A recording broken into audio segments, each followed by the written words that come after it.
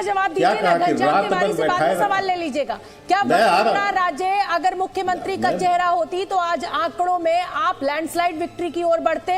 क्या बीजेपी की ये रणनीति गलत साबित हो गई? संगठन के नाम पर, कमल के फूल के नाम पर, मोदी के नाम पर चुनाव लड़ना? एग्जिट पोल के आंकड़ों की मैं बात कर रही हूं। हो सकता है ये स्थिति पलट जाए नतीजों वाले दिन। नहीं, मैंने आपको जवाब दिया, शायद आप नहीं सुन पाई, और आप जो सोच रही हैं वो जवाब तो मैं दूंगा नहीं। मैंने आपको कहा कि आपका आकलन हो सकता है। चाहती कि आप मेरे मन को पढ़ें, आपकी सोच हो सकती है। तो बहुत सारी बातें आपको खुल जाएंगी, तो बिल्कुल आप मेरा मन ना पढ़ पाए। आप मेरे मन पे क्यों डाल रहे? नहीं, आप मेरे ऊपर क्यों डाल रहे? मैंने तो जवाब आपको दिया, मैं सुन लेती हूँ, दोबारा दे दीजिए। तो हो सकता है मैं ना सुन पाई हूँ। के शर्मा जी, आप बता दीजिए। आपको कह रहा हूँ कि ये आप नहीं, आपका आकलन हो सकता है, आपका आकलन हो सकता है। आप सोचिए, आप स्वतंत्र हैं। और मुझे जिस व्यक्ति ने अभी जब प्रधानमंत्री जी पर कमेंट्स किया तो उसका जवाब तो मुझे देना पड़ेगा ना। आप उस पर मुझे मत रुकिए। मैं केवल उनको बताना चाहता हूं जो 3 में और 13 में भी नहीं है, और जिनको वहां पर जो बैठ के अखिलेश यादव रात पर जो रो रहे थे टीवी में बैठ के कि साहब रात भर बैठाया और इसके बाद जो है धक्के मार के भेज दिया और एक सीट भी नहीं दिया। और तो किसके विरुद्ध बोल रहे थे? कांग्रेस पार्टी के विरुद्ध बोल रहे थे ना। और तीसरी बात मैं दीपक जी कहना चाहता हूं कि यही 2018 का चुनाव था, हम 5 राज्य हारे। आज तो हम जीतते हुए दिखा रहे हैं, तो किसका वेव है? तो क्या है कि जो बाहर बैठे उनको क्या है, जिनका राज्यों में कोई स्टेक ही नहीं है, वो भी बैठ के अपना ज्ञान देते हैं। तो हंसी ही आती है मुझे ऐसे लोगों पर। लेकिन मैं पुनः एक बात कहना चाहता हूं कि छत्तीसगढ़ की जो आप बात कर रहे हैं, मैं इसे 15 से 45 देखता हूं, क्योंकि हमारे पास 15 सीटें थी वहां पर, हम वहां से बढ़ के 45 सीट जा रहे हैं। तो कितना बड़ा वेव होगा? वोट परसेंटेज आ चुका है। मैं आपको रोक रही हूँ के शर्मा जी, जो वोट परसेंटेज, भूपेश बघेल कुछ कह रहे हैं, एक समान होंगे। तो एग्जिट पोल चलने दीजिए, लेकिन सरकार हमारी बनेगी भारी बहुमत से। ठीक है? न्यूज़ 24 और चाणक्य 57 के आसपास सीटें कांग्रेस में है, आपका आकलन क्या कह रहे हैं? उससे और अधिक जाएगा। वो जो 57 है ना, वो 75 इधर उधर होगा। सर फिर चर्चा ये हो रही है कि Bharatiya Janata party mission locus की तैयारी कर रही है, तो यहाँ से कांग्रेस अपने विधायकों को शिफ्ट करने की बिल्कुल करने की जरूरत नहीं है, और वो नहीं कर पाएंगे। ठीक है, थैंक यू। तैयारी कांग्रेस से करके रहती है क्या? पूरी बहुमत है, अपनी मेहनत पे हमको विश्वास है और जनता पे भरोसा है। लेकिन जो ये चर्चा की जा रही है लगातार मिशन लोटस को लेकर, आप जानते ही हैं तमाम राज्यों का आप लगातार जिक्र भी करते थे, तो क्या माना जाए कि कुछ ऐसा यहाँ भी खिचड़ी कर सकते? ऐसा नहीं कर पाएंगे। बाकी के राज्यों का सर शुभकामनाएं।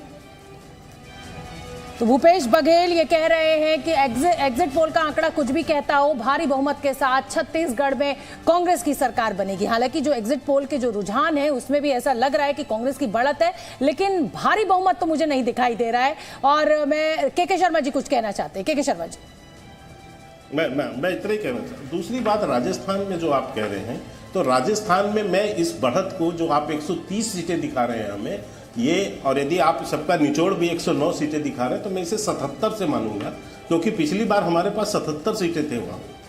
और 77 से लेके यदि हम 109 हैं या 77 से लेके 130 हैं, तो ये 50-60 सीटों का डिफरेंसेस है। तो ये एक वेव ही है, तभी ये जाकर इस तरह से परिणाम आ रहे हैं। मैं इस बात को इसलिए कह रहा हूं कि देखिए, वहां पर जब एंटी इनकम्बेंसी छत्तीसगढ़ के अंदर सरकार के अगेंस्ट थी, तभी हमें 3 गुना बढ़त मिलता। और ये बढ़त कहां तक जाएगी?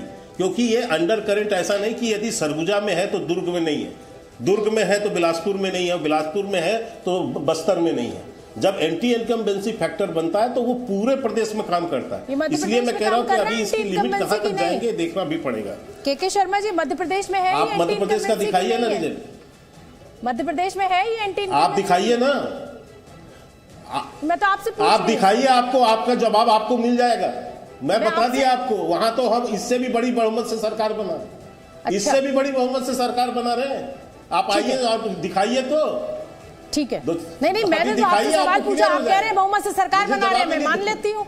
मैं तो अब आपसे, देखिए मेरे पास तो कोई ऐसी जादुई शक्ति है नहीं कि मैं बता दूं। आपके पास तो एक पूरी बड़ी पार्टी के आप नेता हैं, आपके पास पूरा सिस्टम है, आपका आकलन बिल्कुल सही होगा। मैं नतीजे वाले की बात करूंगी, मैं तो सिर्फ एंटी मैं इनकम्बेंसी बिल्कुल पे आपको कि जो दावे से एंटी कह रहा हूं, आप इनकम्बेंसी बहुमत की कांग्रेस सरकार के बना रहे हैं खिलाफ और आप अभी छत्तीसगढ़ में पोल काम दिखाएंगे कर रही उसमें भी है। यही होगा। के शर्मा जी, जो एंटी इनकम्बेंसी राजस्थान और छत्तीसगढ़ में कांग्रेस के खिलाफ है, मैं आपसे सवाल पूछ रही थी सीधा सीधा कि क्या वो बीजेपी के खिलाफ है मध्य प्रदेश में? आप कह रहे नहीं है, तो ठीक है, बिल्कुल नहीं है। और वहां पर चलिए ठीक है, बिल्कुल मध्य वहां हम प्रदेश में सरकार आंकड़ा आ बना रहे चुका हैं। है, अभी मध्य प्रदेश आप में एग्जिट पोल दिखाइएगा, आ जाएगा। वोट परसेंटेज आ चुका है। बीजेपी को 43.4% वोट शेयर है, कांग्रेस के खाते में 41.7% जा रहा है, अदर्स के खाते में 14.9%। यानी 230 सीटों पर जो वोट परसेंटेज है वो आपको दिखा रहे हैं बीजेपी को बढ़त है। इसमें लगभग 1.5 से 2% की ये बढ़त है दीपक जी, और काफी बड़ी बढ़त होगी क्योंकि मध्य प्रदेश में बीजेपी का एक वोट बैंक है।